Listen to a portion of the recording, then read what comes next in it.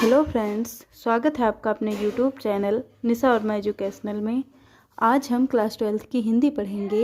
हिंदी पद्य हिरोशिमा, जो सच्चिदानंद हीरानंद व सैन अज्ञे द्वारा रचित है। तो चलिए पाठ की ओर बढ़ते हैं। इसमें कवि हमें यह बताता है कि जब द्वितीय विश्व युद्ध के दौरान अमेरिका ने उस पर परमाणु बम गिराए, उसका भीषण चित्रण किया है, कितना नुकसान हुआ, इन सभी बातों का अनुभव कराते हैं। तो चलिए पाठ की ओर बढ़ते हैं। एक दिन सहसा सूरज निकला। एक दिन सहसा, सहसा अर्थात अचानक, सूरज निकला। तो कवि कहता है कि एक दिन सूर्य अचानक निकल आया। अरे क्षितिज पर नहीं नगर के चौक। क्षितिज अर्थात वह स्थान जहाँ पृथ्वी पर आकाश मिलते हुए प्रतीत होते हों। मिलते तो नहीं हैं लेकिन ऐसा लग रहा हो। तो क्या हो गया कि एक दिन सूर्य अचानक निकल आया, पर वहाँ आकाश में नहीं बल्कि हिरोशिमा नगर के एक चौक पर निकला। धूप बरसी पर अंतरिक्ष से नहीं, फटी मिट्टी से।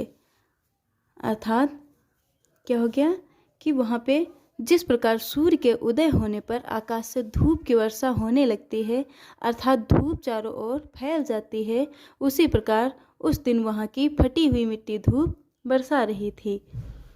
पूरा देख लेते एक बार फिर से। एक दिन सहसा सूरज निकला।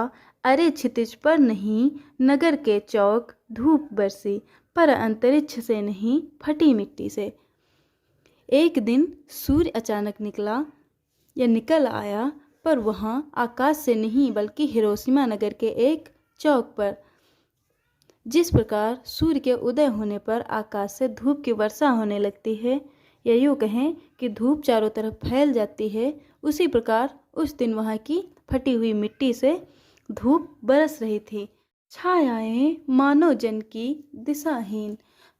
क्या हो गया कि कवि कहते हैं हिरोशिमा पर किए गए परमाणु विस्फोट का जो उल्लेख करते हुए बताते हैं कवि कि जिस प्रकार आकाश में सूरज के उदित होने पर भी पूरी धरती परमाणु की छाया बनने लगती है, सब और पड़ी वह सूरज, नहीं उगा था पूरब में वह बरसा सहसा। तो क्या हो गया कि पर वह छवियां दिशाहीन और होकर भी धरती के चारों ओर बिखरी पड़ी थी। उस दिन जो सूर्य था बीचों बीच नगर के काल सूर्य के रथ पर।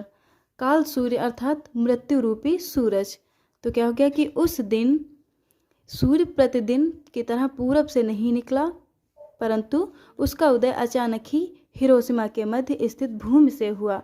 अर्थात यूँ कहें कि उस दिन सूर्य को देखकर ऐसा आभास हो रहा था, ऐसा प्रतीत हो रहा था जैसे काल काल मृत्यु रूपी सूर्य पर चढ़ गया हो या सवार होकर उदित हुआ हो। पहियों के ज्यों अरे टूटकर बिखर गए हों दसों दिशा में। क्या हो गया? अरे मीन्स क्या होता है? डंडे। तो कवि कहते हैं कि जो रथ के पहिए थे वह टूटकर इधर उधर बिखर गए हों, उसके पहियों के डंडे टूट टूट कर इधर उधर मतलब दसों दिशाओं में जा बिखरे हों, मतलब बिखर गए हों। कुछ क्षण का वह उदय अस्त केवल एक प्रज्वलित क्षण की दृश्य, सोख लेने वाली दोपहरी फिर। क्या लिखा है? कुछ क्षण का वह उदय अस्त केवल एक प्रज्वलित क्षण की दृश्य, सोख लेने वाली दोपहरी फिर। प्रज्वलित अर्थात प्रकाशित। तो कवि कहते हैं कि परमाणु विस्फोट के रूप में सूर्य के उदित होने पर जो उसके अस्त व्यस्त होने से दृश्य क्षणित हो जाते हैं, अर्थात वह प्राकृतिक सूर्योदय और सूर्यास्त की तरह धीरे धीरे निश्चित आगे बढ़ने की प्रक्रिया में बंधे रहते हैं।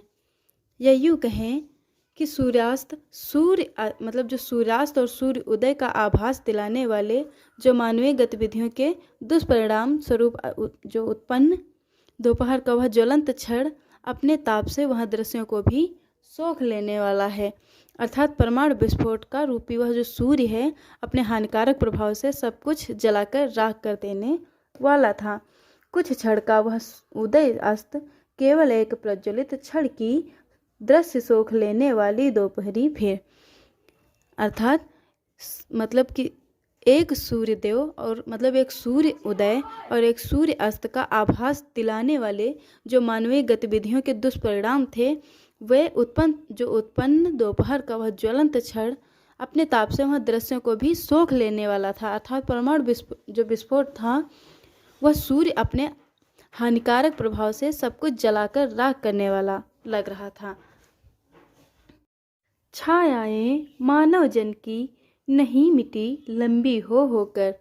अर्थात कवि कहते हैं कि हिरोशिमा पर किए गए परमाणु विस्फोट के दुष्परिणाम स्वरूप उत्सर्जित जो विकिरणों और तान में मानवों को जलाकर वाष्प में बदल दिया है, किंतु उनकी छायाएं लंबी होकर भी समाप्त नहीं हुई हैं।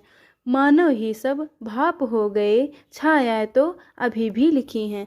अर्थात मानव जो वाष्प बनकर उड़ चुके हैं, लेकिन उनकी छायाएं अभी भी वहीं पर सुरक्षित हैं, झुलसे हुए पत्थरों पर, उजड़ी सड़कों की गज पर।